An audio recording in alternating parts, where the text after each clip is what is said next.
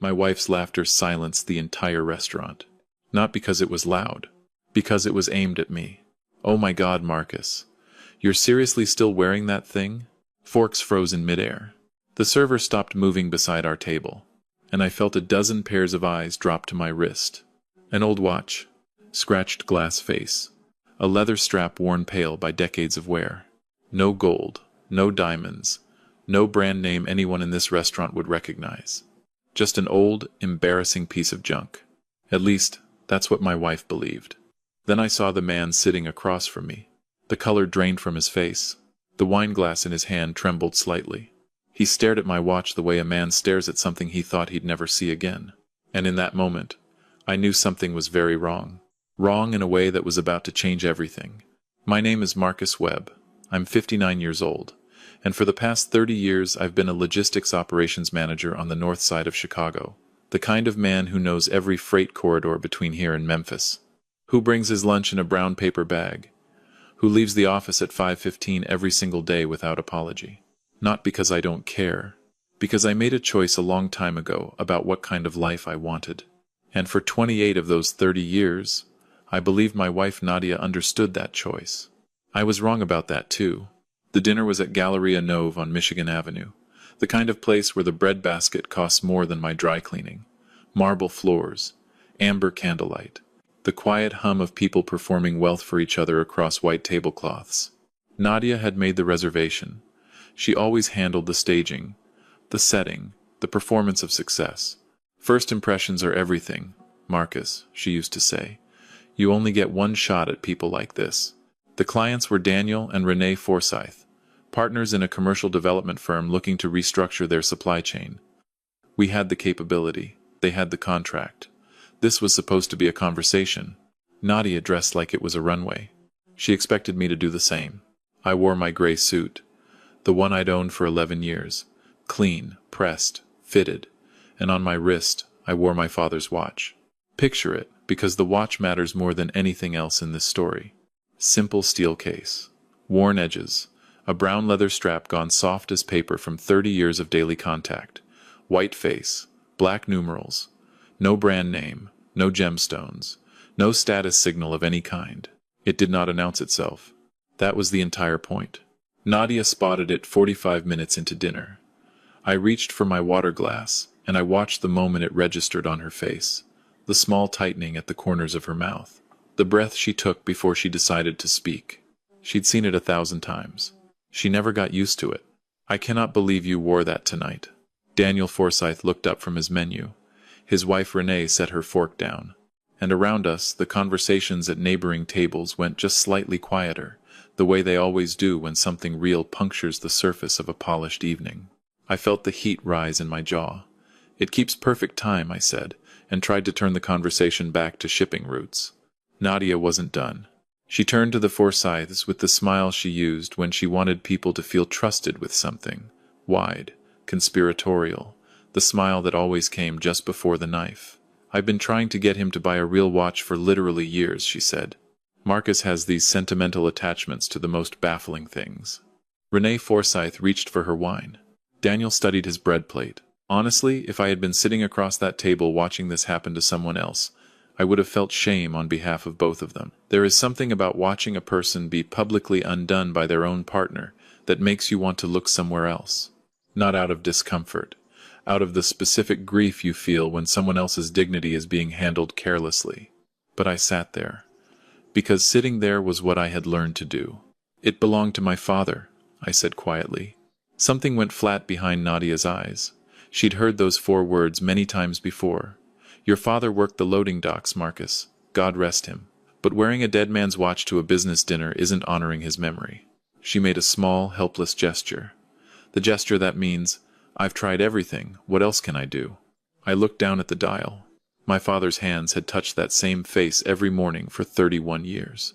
I thought about the day he gave it to me, standing in his study in the Evanston house, the smell of late summer coming off the lake through the open window, his hand settling on my shoulder with the weight of something being passed, not just given.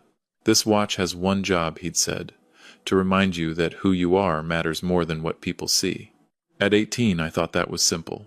At 59, I understood it was the hardest thing he ever asked of me. The contract conversation never recovered. I could see it in Daniel Forsyth's eyes by the time the entrees arrived, the careful, polite retreat that means a decision has already been made, and he's just waiting for the evening to end gracefully. Nobody hands a major contract to a man his own wife treats as a liability in public. The deal was dead. Nadia excused herself. Daniel leaned forward across the table. His voice dropped. "That's a striking piece," he said. He wasn't looking at my face. He was looking at my wrist. "Thank you. Nothing special. May I?" He nodded toward the watch. I unbuckled the strap and handed it across. What happened next? I have replayed so many times the memory has the texture of film rather than lived experience. Daniel Forsyth is a man in his late 60s, silver-haired, built like someone who played lacrosse in another life and never fully stopped. He turned the watch over in both hands. His thumbs found the case back. He held it under the amber light above our table. His hands went still. The color left his face. I mean that without exaggeration. I watched it happen. 10 seconds and he looked like a man who had just seen a name on a headstone he recognized. "Where did you get this?" Barely a murmur. "My father gave it to me. When I graduated," Daniel set the watch down on the tablecloth between us, with the deliberate care of a man handling something he's afraid to drop. He looked at me, then at the watch, then at me again. "What was your father's name?" "Arthur Webb." The silence that followed had shape, had weight. It pressed against the space between us like something trying to get through. Nadia came back. Light steps, fresh lipstick, mid-sentence about dessert. She stopped when she saw Daniel staring at the watch on the tablecloth. "I hope he wasn't boring you with stories about that old thing," she said with a little laugh. Daniel didn't answer her. He picked the watch up and placed it back in my palm. He held my hand closed around it for a moment longer than was natural. "Keep this safe," he said quietly. "You have no idea what you're holding." Then he slid his business card across the table. "Call me tomorrow morning. There are things you need to know." Walking to the car, Nadia ran through the evening like a prosecutor reviewing evidence. The watch, the suit, the house wine. The moment I'd stumbled over a projection figure, she wasn't angry. That was always the part that got to me. She genuinely believed she was helping, that every criticism was an act of love, that pointing at every crack was the same as caring whether the wall stood. "You could be so much more, Marcus," she said. "I just wish you'd let yourself." I thought about the trembling in Daniel Forsyth's hands. Maybe she had no idea how right she was. I didn't sleep that night. I lay in the dark listening to Nadia breathe and turned that business card over in my fingers until the edges went soft. At 3 in the morning I went down to the kitchen and set my father's watch on the table, under the fluorescent light, and just looked at it. It looked like nothing. That was always the entire point. The memories come in the quiet hours. My father's voice, graveled from early mornings and 30 years of decisions. 3 generations of Webb men have worn this watch. Every one of them had to choose between who they were and who the world expected them to be. Don't let anyone rush that choice for you. I had tried to honor that. I walked away from Webb Shipping Group at 31, handed my shares to a trust, rented a 1-bedroom apartment in Wicker Park, started over with a logistics coordinator position, and a salary that would have made my father's accountant weep. I had grown up in the Evanston lakefront house with boats in the yard and staff in the kitchen. I watched that life consume my father from the inside out, the missed dinners, the forgotten birthdays, the way the company lived in him like a second heartbeat that eventually drowned out the first. He died at 63 in his own office. 1 in the morning, alone, a cold cup of coffee beside him and a stack of freight reports he'd never finish. I chose differently. I chose ordinary. I chose present over powerful. And then I met Nadia, who said she wanted the same things. In the beginning she did. I believe that fully. She laughed at expensive restaurants, said she preferred home-cooked dinners, said money was a trap she'd already escaped once and wasn't going back to. She was sharp and direct and full of plans for a small, honest life. I fell completely in love with her. But somewhere, across the years, something in her shifted. The woman who said she wanted simplicity began measuring our life against everyone else's. Quietly at first, then louder, then at dinner tables in front of strangers. I called Daniel Forsyth at exactly 9 the next morning. His offices were on the 41st floor on Wacker Drive, overlooking the river. He met me himself at the elevator, which surprised me. Men at his level don't do that. We sat in a private conference room, door closed, Phone's off. He folded his hands on the table and looked at me with the careful stillness of a man who has been choosing his words for the past 18 hours. "Your father saved my life," he said. He told the story without drama, which somehow made it worse. Daniel was 32, running a freight forwarding company inherited from his own father that was 6 weeks from total collapse. 3 banks had turned him away. Investors wanted equity he couldn't surrender. He was sitting in a borrowed office, staring at a wall, when a call came from a man named Arthur Webb. "He didn't ask for collateral," Daniel said. "He didn't ask for a stake. He offered me a loan of $4 million and said, 'Pay it back when you can.'" He paused. "One condition." He reached into his jacket and set a small velvet box on the table between us. Inside was a watch identical to mine. Same case, same face, same worn leather strap. He gave me this and said, "Trust, once genuinely given, is the most valuable currency that exists. Honoring it matters more than any contract you'll ever sign." Daniel's voice roughened slightly. "I paid every dollar back over 16 years, and I have never taken that watch off." I touched my father's watch on my own wrist, feeling the weight of it settle against my pulse. Then Daniel said, "Do you know what you're actually wearing, Marcus?" He told me. A 1947 Vacheron Constantine, custom commissioned for the 7 founding directors of Webb Shipping Group. 1 watch for each original board member. A covenant, made tangible. The watchmaker's hallmark was engraved on the caseback, which was why Daniel's hands had gone still when he'd turned it over. He had seen that same mark on his own watch every single morning for 34 years. The watch on my wrist was worth approximately $80,000. But the value, he said, was not the point. The point was what he told me next. The trust my father had established. The one I'd walked away from at 31 and never looked back at. The board had administered it exactly as Arthur Webb had structured it. The same small business loan program. The same ethical principles. The same commitment to helping struggling companies survive, rather than absorbing them. The trust was currently valued at $300 million. The company itself at close to $700 million. $1 billion. Waiting for 30 years. I sat with that number in the silence of a 41st floor conference room and thought about every dinner where Nadia had looked at my wrist and felt ashamed. She had no idea. The drive home felt like moving through something thick. I parked in the driveway and sat in the car for a long time before going inside. Just breathing, just thinking about choice. What it costs to make one. What it costs not to. When I walked in, Nadia was in the living room. She looked up and I could already see the assessment running behind her eyes, how the meeting had gone, whether I'd recovered the contract, what this morning meant for us. "We need to talk," I said. I told her everything.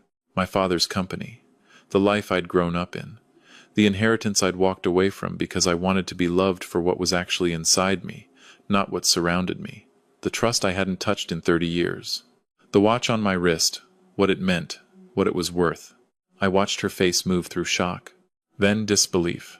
Then something else entirely. I watched the exact moment the math began. Her first words, the very first thing she said after I finished were, "How much?" Not, "Why didn't you trust me?" Not, "I'm so sorry for everything I said last night." Not, "Are you okay?" "How much?" I want to stop here for a moment. Because I know some of you watching this right now have been in a version of this room. Maybe it wasn't about money. Maybe it was a diagnosis. An opportunity, a secret you'd carried for years.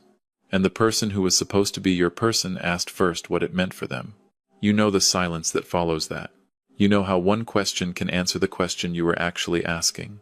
She wanted the number. I gave it to her. I watched the hope come alive in her face like something switching on. And then I asked her the question I'd been too afraid to ask for 30 years.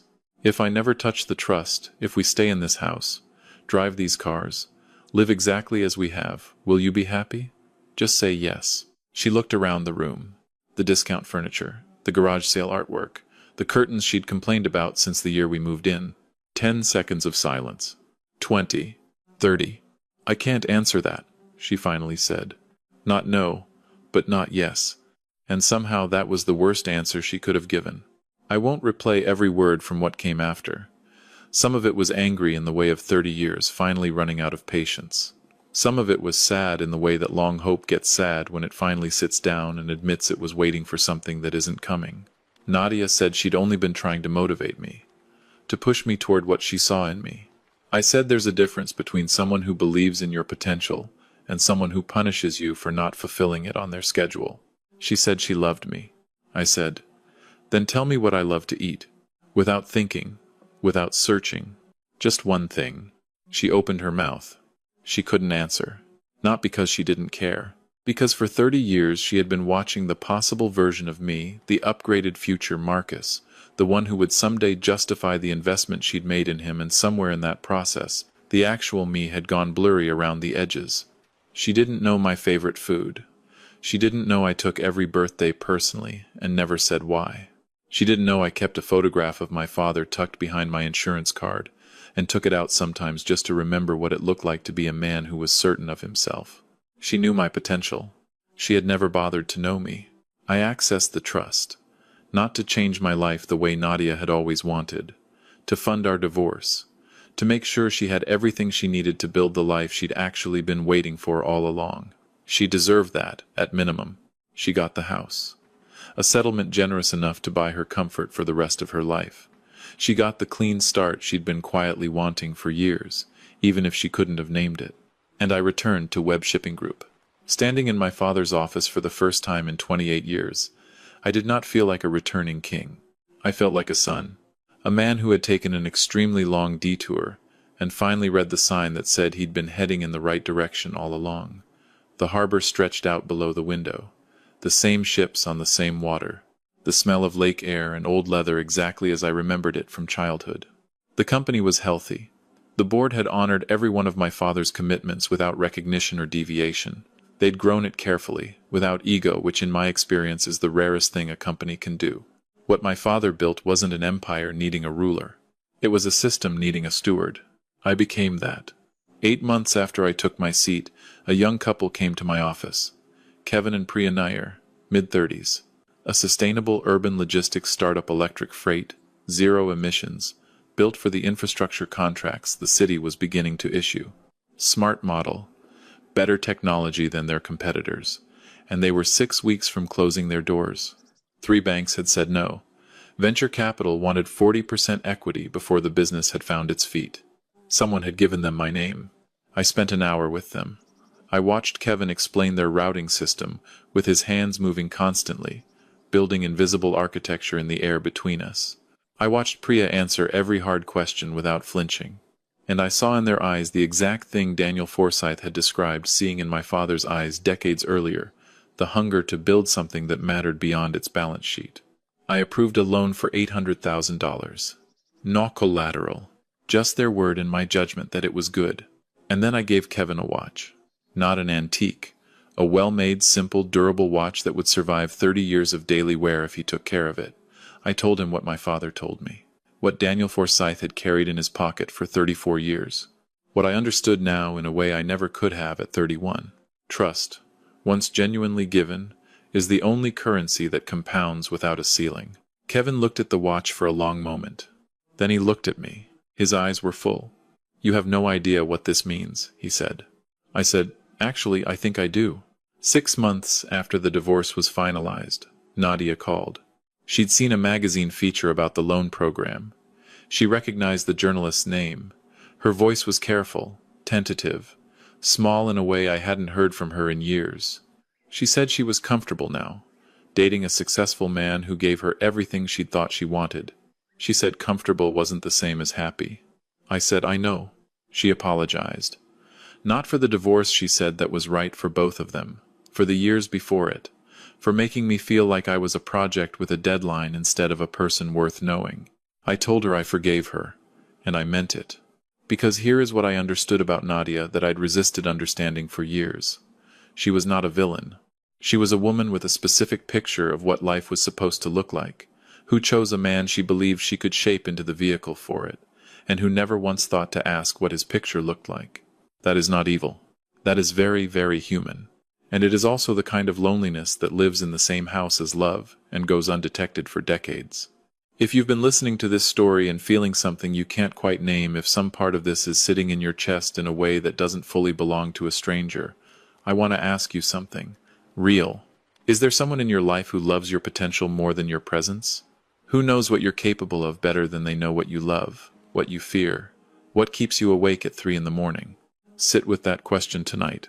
The mistake I made, and I made it for 30 years, was believing that patience was the same as honesty.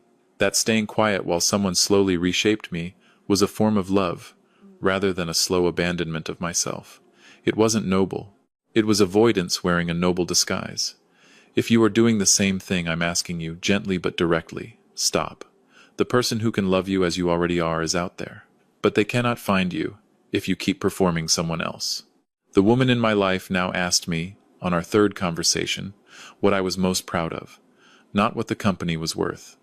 Not what I had overcome. What I was proud of. I told her about Kevin and Billionaire. About the look on Kevin's face when I fastened that watch around his wrist. About what it feels like to carry something forward instead of just holding on to it. She wrote it down. Then she looked up and said, "That watch you wear every day, it's not a status symbol, is it? It's more like a prayer." I told her she was exactly right. That was the moment. I need you to do something for me right now. In the comments below, tell me which number fits you. Type 1 if you think Marcus made the right call, if walking away from that marriage was the only honest thing left to do. Type 2 if you think he waited too long, if hiding his identity for 30 years was its own kind of dishonesty, no matter the reason. And type 3 if you have been in some version of this story yourself and came out the other side. Tell me what you found there. I genuinely want to read every single one.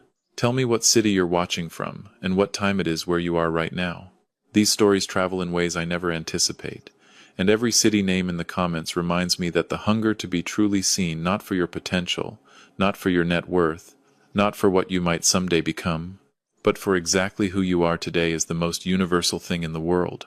If this story meant something to you, share it with someone who needs to hear it. Subscribe if you want to stay. I tell stories like this every week, and I never rush the endings. This is a fictional story inspired by real emotional experiences, fully rewritten and reimagined in Chicago, IL, to create original content. Any resemblance to real people or events is coincidental.